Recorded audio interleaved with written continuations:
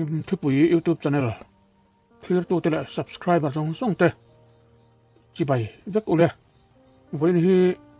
ออกจากบ้านนี่สมนี่แหละปัสสาวะนี่นี่อันนี้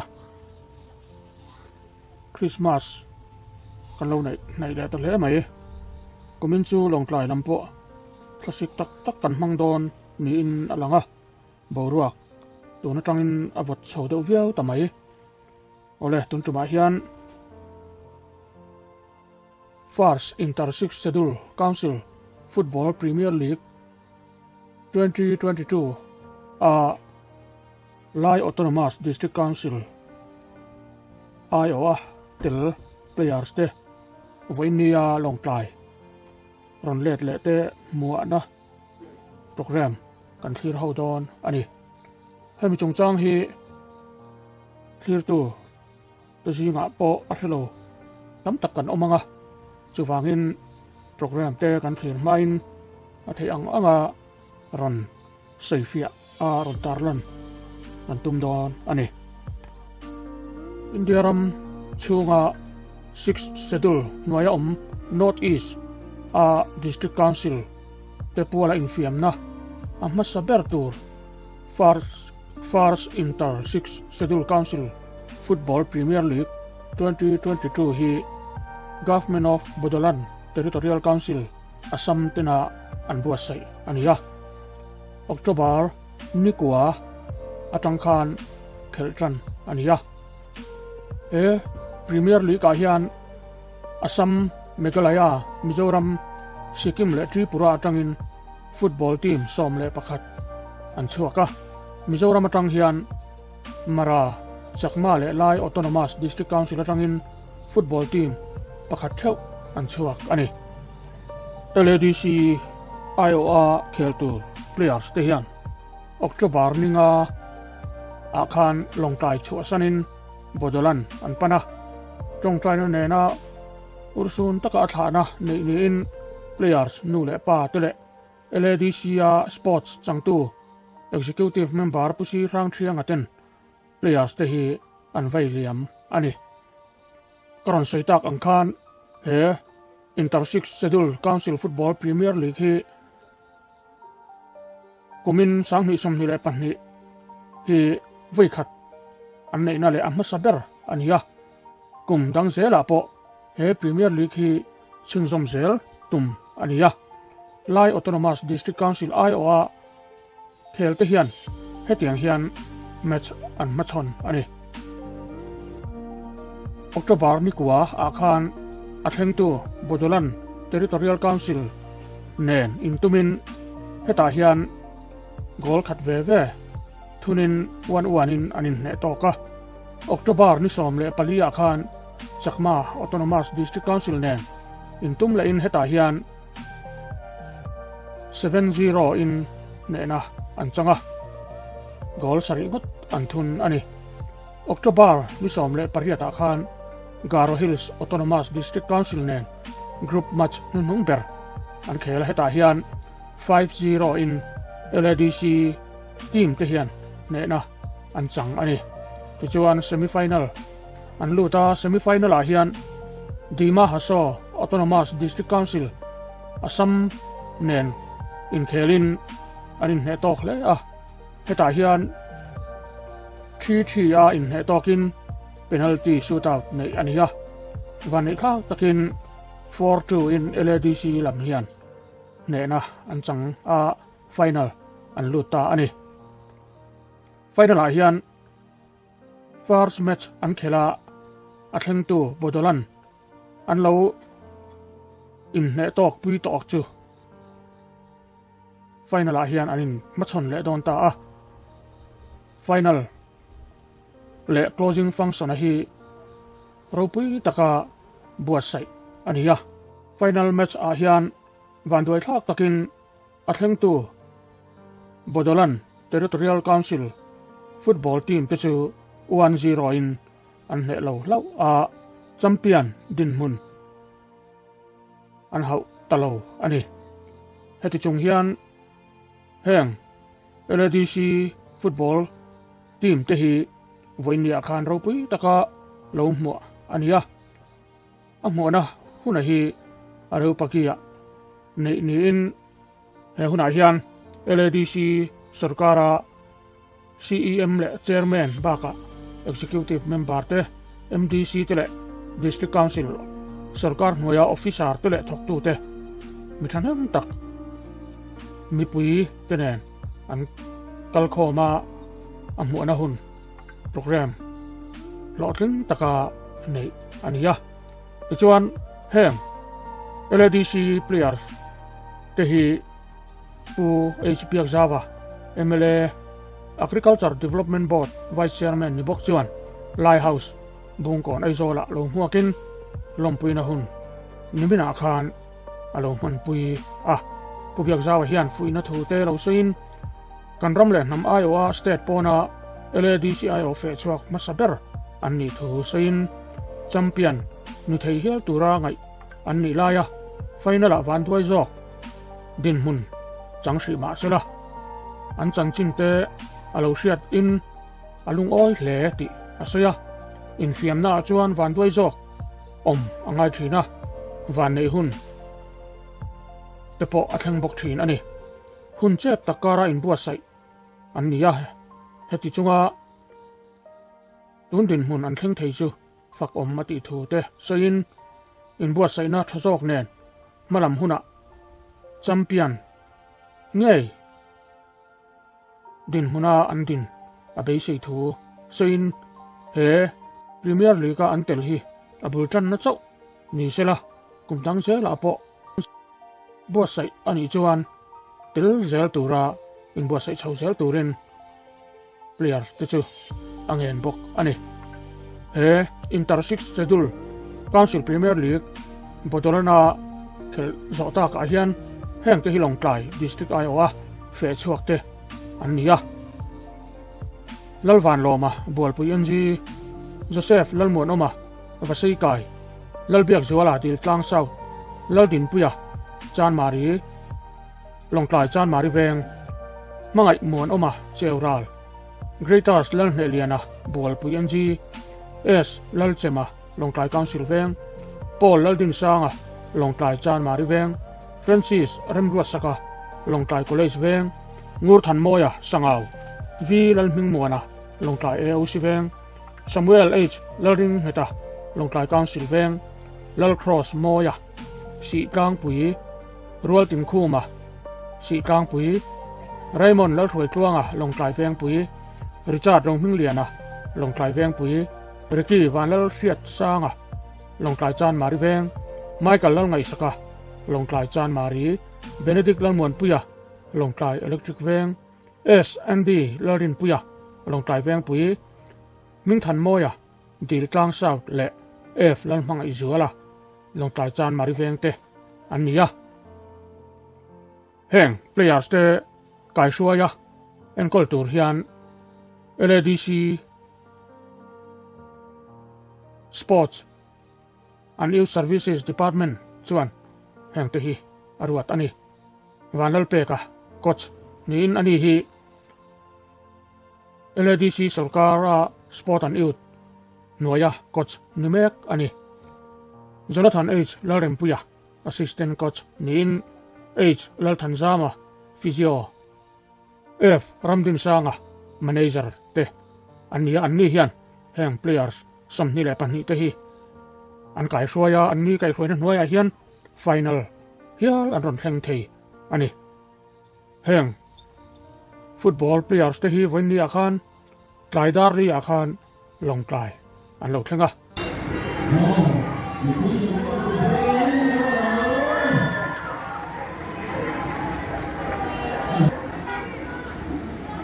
kan CM giống tật đầu chuột sẽ là cái này khám betul betul rồi finally từ tháng em trả viên ảnh nào viên từ nhớ rồi nhớ tiếp rồi từng tiếng nói từng tiếng đúng đó rồi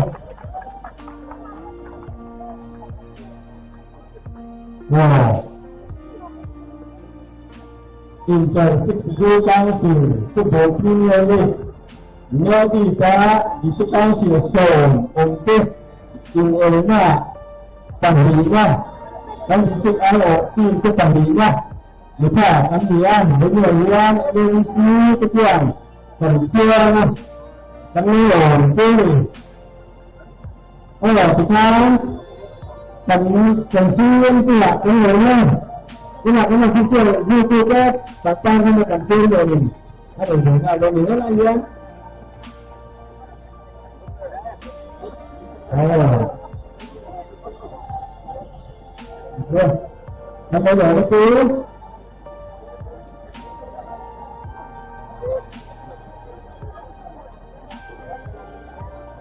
bây giờ cần suy về trong tên thì các bạn cái đồ đi thì sao anh chụp mình ạ thì sao lại tổ đi Amhuana long taya ru pagi muna ropi taka nei ania he amhuana program hi usi rang thianga executive member LDC sports changtu chuan kai ruain anh tự nhiên anh tổng tên là rất là cái làm đâu chứ cái hàng quan phải tự nhiên một phương hóa cái hàng quan Inter 62 Council Football Premier League sang hình này sông hình này pani asam tiểu tổ ta các LDC team ketua finalist pagi ni lồng cài tập môn tập nền ăn lồng sinh ta lồng cài ni quý lệ LDC sổ khai hiền kan football team ti kan chuanga kan lồng tập rất ni Reverend Laro Pe Kachinsa Secretary Lairam Misua Christa Baptist ko ran Chalai Paul chuan hunser amanga e hunai hian manager e frontin sang an atangin report ngai khak ania cũng rồi đầu tiên là cái này cái này càng chân chính là càng bị càng sôi na ní quá October ní quá Khan opening match Bodoland Territorial Council akin tu tenen match opening match ka kan khela chuda chuan 1-1 kan draw goal hi Joseph Lalmo no na vase kain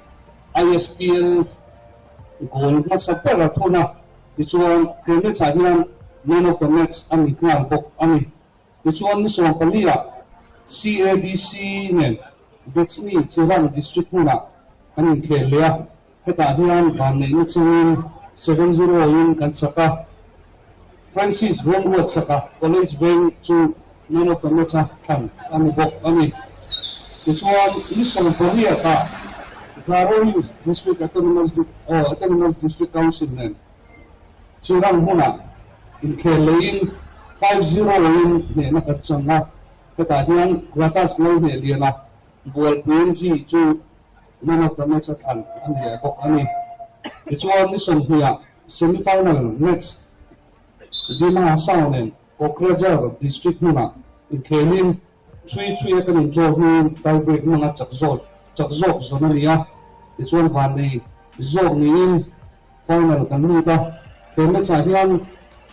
Francis Ronwood saka college bench man of the match kan ani le bok ani chuan ni som hi pathum zana final match Bodoland nen tho kan khelia ta hian van go zoka chungin 1-0 in pati na din mun kan ho ani chuan Kaya ang kita ka chuan kan medal hi asan value rin kan kita kan coach ka sakwe ka local sila kan CM le kan EM sports le LDFA president bok an value rin kan lang din chua saka ani nila of saka nga chuan na kan mun chuan tito to na bi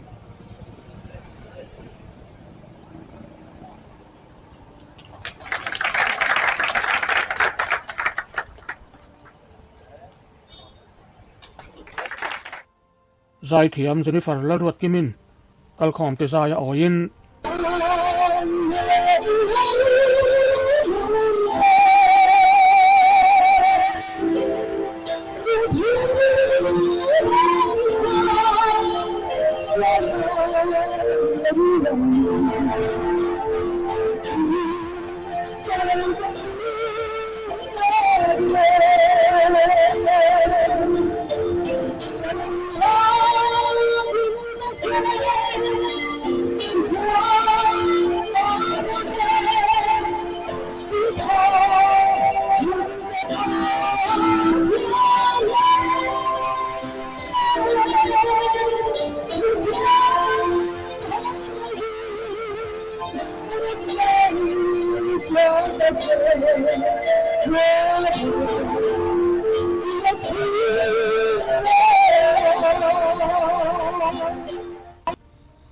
LADC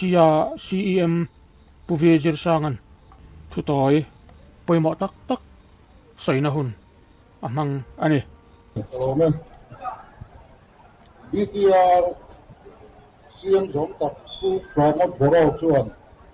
Kanele di CM Puvizir Sanga atal be thilo chu poi ti tak zaka. The ISSPL hian District Council 6 Adun Loya District Council te inform khatle zualna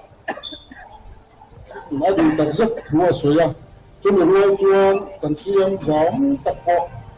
angai pui mo sialam tirnan silpe min lok ken ho bi ram chu chuan nam na kan lo nei lok do na ne ku to se pakan lo hat tir na sila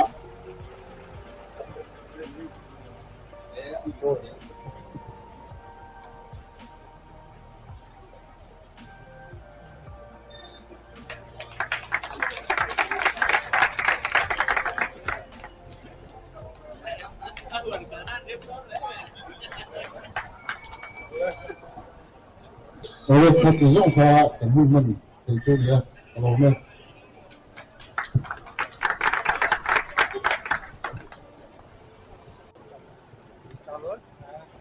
kucing men kun ketak main ya kalau men di situ selalu terpilih kucing men jam tekeh kami kucing men teh kami executive member teh le office holder teh kadang DC tele DC council lah kadang executive secretary teh le officer teh hun set minman satu reverend lalu ke katinda teh le wena DC council ai olah kan player teh ini baik cibai kebu acu ini wena Kevin poi mo takkan na lupui lokal phone te po tin chu alon thu ka soya che bai ka bu a chu dan patian tu tuan lau pen kiro min tu saka dan lo ne mani ti a soya hoi ka ya hian chu ki yang lo ne din guna tuan dan patian ni Heran yang nak bagi platform rupui tetap melihat kaitan di kalau tuan tuan kan bagian ni nak lompu kesini yang dua tu notice India dan China 6 tu luaya ni Ketua Mas District Council Fang kan di koma cumi dia cuan importan nakale kau nakha ông thì cái tù đi driver kan yang kan ni una nete so kau thì cái tù đi Bodoland territorial region antila anin manina Sia kain bahasa ni, ini tuan council tuzongin soila afi ane, cumi tuan intrasik sedul Premier League football tournament abuat saya, Oktober minggu akan kan adia, cumi acuan ini po so kan yang ini kan kalau dia kerja muntra buat satu Bodoland Territorial Council Singapura tu kan soal ani mipui ngai dan chang lo na chuan intrasik sedul Premier League kanan tiagi football so kodira kan ngai mai the sik sedul noya Northeast India tribal te min ki pum khat tu atana football lagi man ruam man chau ani dika hiya ila thange lai nam ta na ke kan pen the na tura kanu na siksedu tin kan thong pui hi kan tho pui a hi kan ngam min ti tak tu ani a voi na yan ram le nam aga ke mani ram Mizoram chùa sana kan voi khat pen chùa na ani a bây giờ tất nhiên cần thi ra đủ nhất có và thiên này là cần thế là cần xem tiền mấy giờ mà nghe cần kỳ lai à xem tiền mấy giờ mà chú người tin nuôi sống thung về bờ bờ ăn mì tổ mẹ cái này nuôi thật ghê cái là những công ty anh à người听话不，你说我妈怎么说跟你啊？出门点专跟你贴了，啊你啊，把天你我们是个人，啊真变别人看你了嘛伊拉，咱们他们个跟会跟对出那，跟 players 点一点点分，你能先不也是如不一跟底啊，跟 players 都个龙都个说呀，来我们。ช่วงมีคุยได้ยังการช่วงตัดเส้นช่วงนี้ติดข้ากันช่วยนี่ตัวนั้นต้องช่วงอินทราซิกเซดูดีเมียลีเดียที่ทั้งซิกเซดู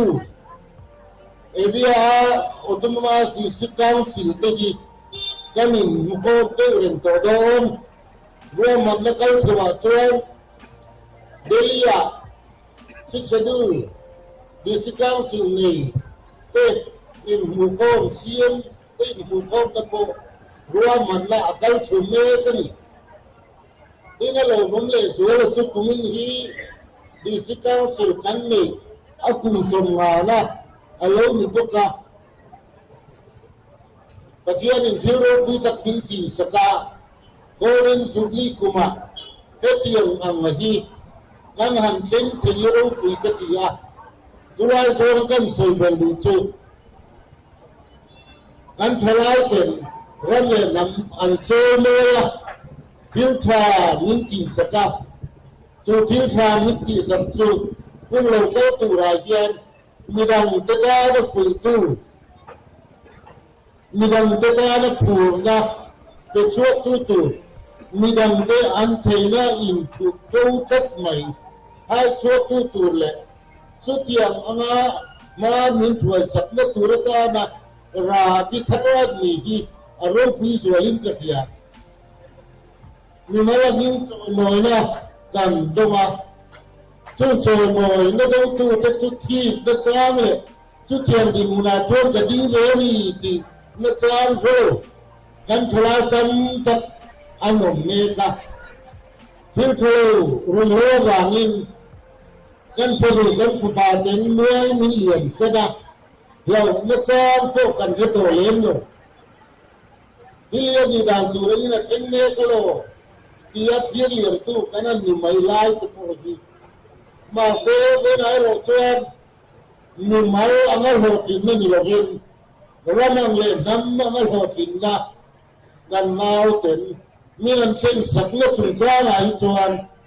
นั่นสัตว์กระลมชัวเราจงลมที่หินผู้กันตีตัวเรื่องกันง่ายอันนั้นเราชูได้เสียงเราอินได้เสียงกันเข่งเราได้เงินอีกปีอินมีเหตุเทียมนะได้เมียนจูบอันนี้เวลาเห็นอินเขียวผ้าลงใจมันเป็นกันเราที่เหลือกันเพลย์เต็มอินเทอร์เน็ตส่งเซลล์เวสเซนตะกินเกี่ยวมัวละฟิลิปโปนะกันอินลาอินเทอร์เน็ตอินลับที่นี่ที่กันหัวมินวันที่หินตะเกตัวนักจวนกันนาวตัวเย็นฟุตบอลคลับพังกันคอนแทรคออฟเฟอร์อันดงไม่เลยตัวmin tihim le dola ra bithara min lang kai do ni poi kan fia abo pui tu te ko tu chen min tihim le dola han soi len lo ave min ka lo kan soi la ne tu na yan Meghalaya football in na ni ani do na chu mi a chuan voi na kan players te pa ni rata chale Joseph Apitu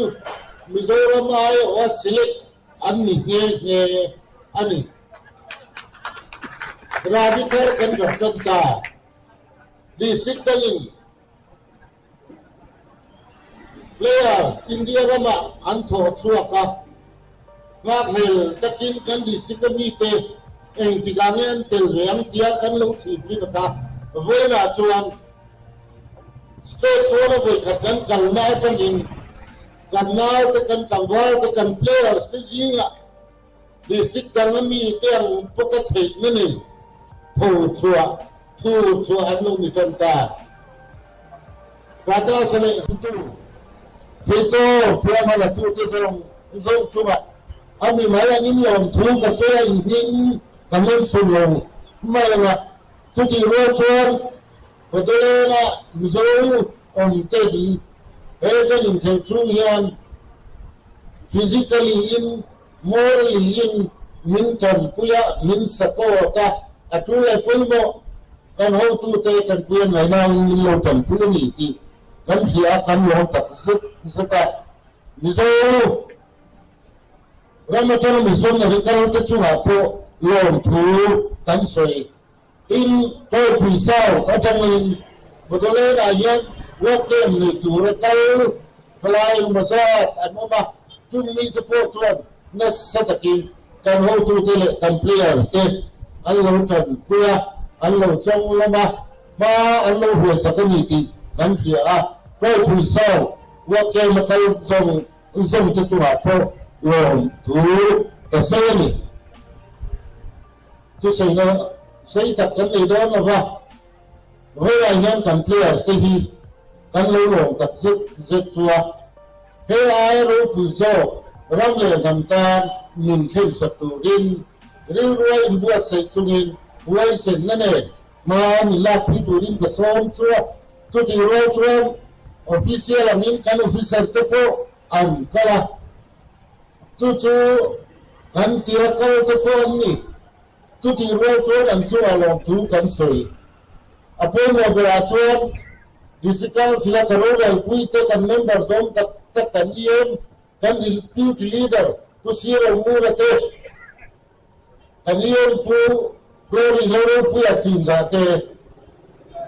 pu daniel te pu je bi van hoi te pu si pu lai mun sa kan deputy chief te le kan ndc pu lai than mo ko ni te kan nau te an tha phang palange kan ko kan ti sa ve don tin ti ti na lam mi lo in kan lo ve ni ti kha kan nau ten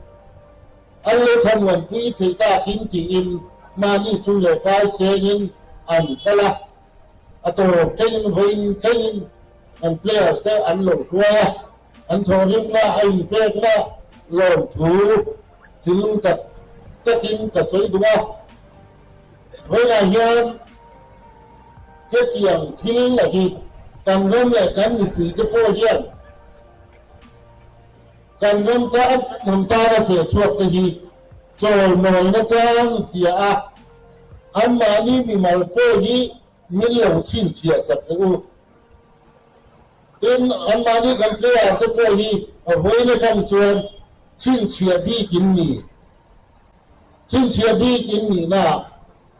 đây sẽ là theo mình phải tu in nhị thế cả kan du tu sa ani tin ato pera chuan in khelna min fuai tu kan coach te kan manager te technical assistant kan tiam chi te in ain fuai na in thorim na lom thu district council in kan soi ani in rai tu ma kalome kan siam zaom tak thu thật tất min soi saka wangi na chu kan mo me